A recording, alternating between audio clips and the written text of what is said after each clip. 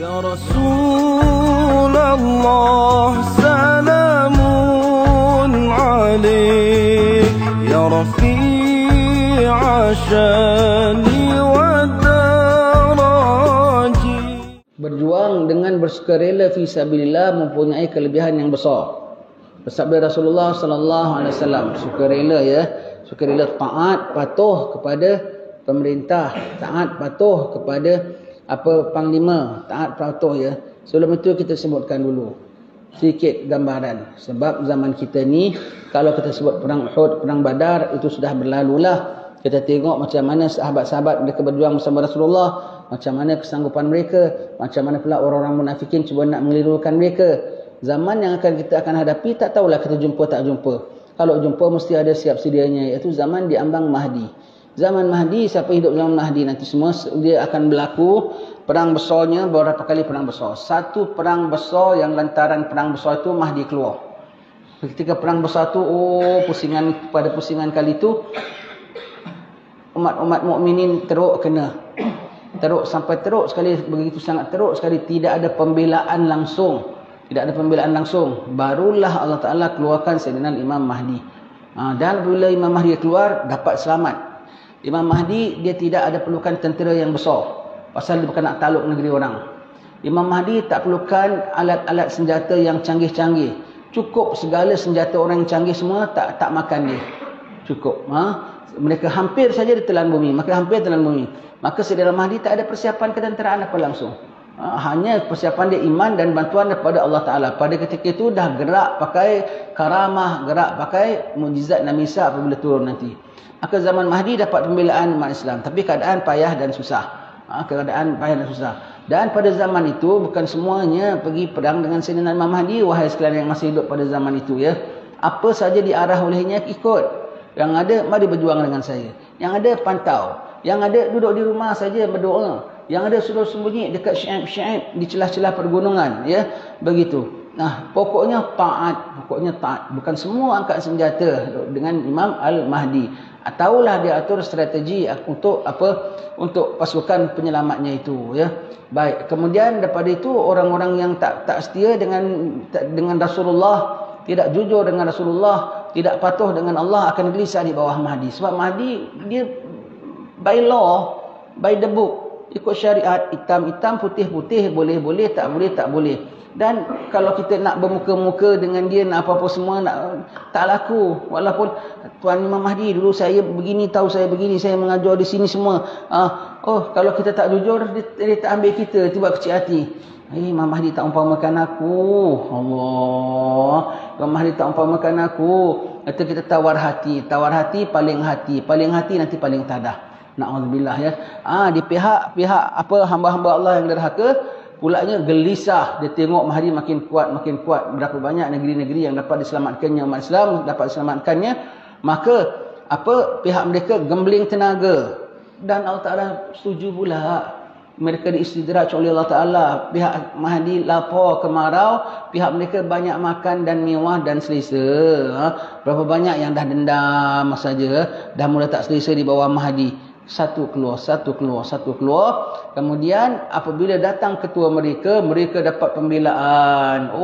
Semuanya keluar. Bila tu daftarnya? Sekarang dah mula daftar keahliannya.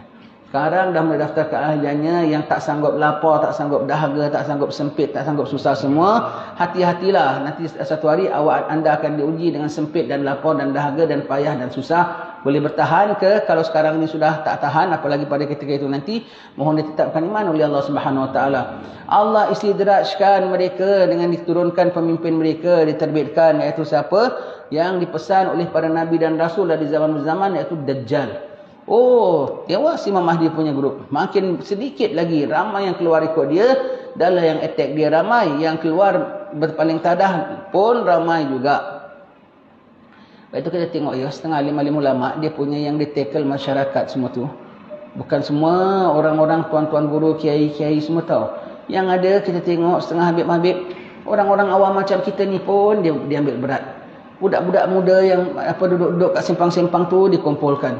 Sebab yang bawa Mahdi bukan kiai belaka, bukan ustaz belaka. Semua daripada setiap lapisan daripada umat akan ada di bawah Mahdi Yang nak bawa dengan dia, bawalah. Yang ustaz-ustaz pun ustazlah, semua begitu.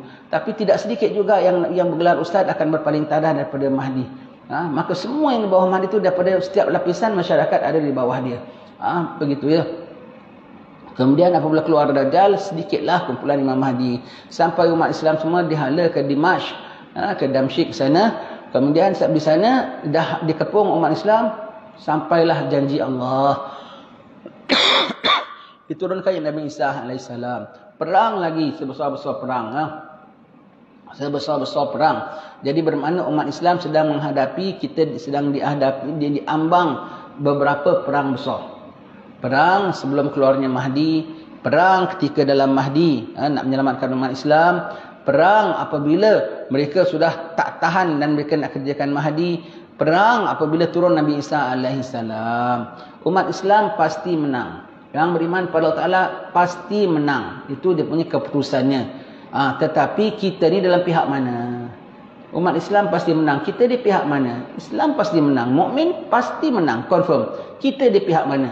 Kita di pihak mukmin ke? Bagaimana keimanan kita sekarang ni? Jadi sekarang ni yang perlu kita kukuhkan, yang perlu kita latihkan ialah iman kita dahulu. Sebelum kita bilang kita nak perang, nak angkat senjata, nak apa semua itu, kita jumpa tak jumpa itu lain cerita. Pokoknya sekarang kalau kita nak betul sama-sama dalam kumpulan yang menang, menangkan diri kita dengan keimanan dahulu sekarang. Sekarang kena asah tajam-tajam imannya, akhlaknya. Sekarang kena latih betul-betul sabarnya, zuhudnya, taatnya, tawakalnya di dalam markas masing-masing iaitu kalbunya. Ya, selamatlah nanti, mudah-mudahan ya. Jadi kalaulah umat Islam jumpa pada waktu itu, hadis-hadis ini semua akan keluar balik. Orang-orang suka rela berjuang untuk mempertahankan kebenaran, orang-orang suka nak berjuang untuk nak membentera segala kezaliman, membentera segala penganiayaan, untuk kembalikan hak hamba Allah kepadanya. Dan dah tentu yang paling penting sekali adalah hak Allah terhadap hamba-hambanya ya. Baik. Kelebihan sukarela fi sabilillah. Berjuang dengan sukarela fi sabilillah mempunyai kelebihan yang besar. Jadi ini bukan hanya setakat zaman-zaman sahabat saja ya. Kita sedang menghadapi zaman ini. Ya.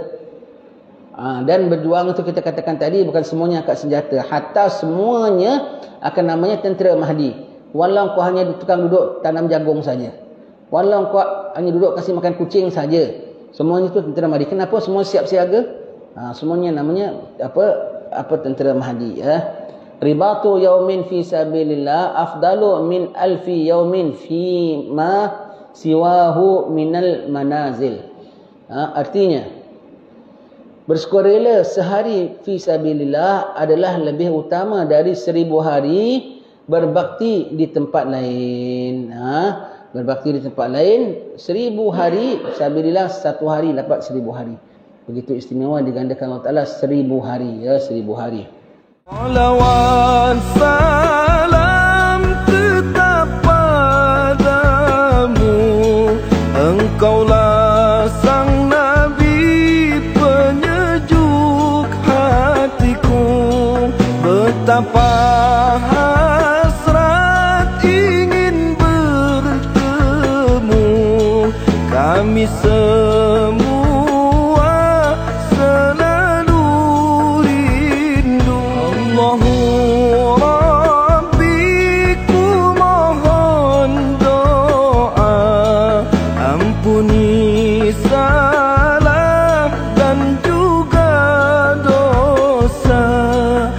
Jadikan kami insan yang mulia, hati yang ikhlas serta bertakwa.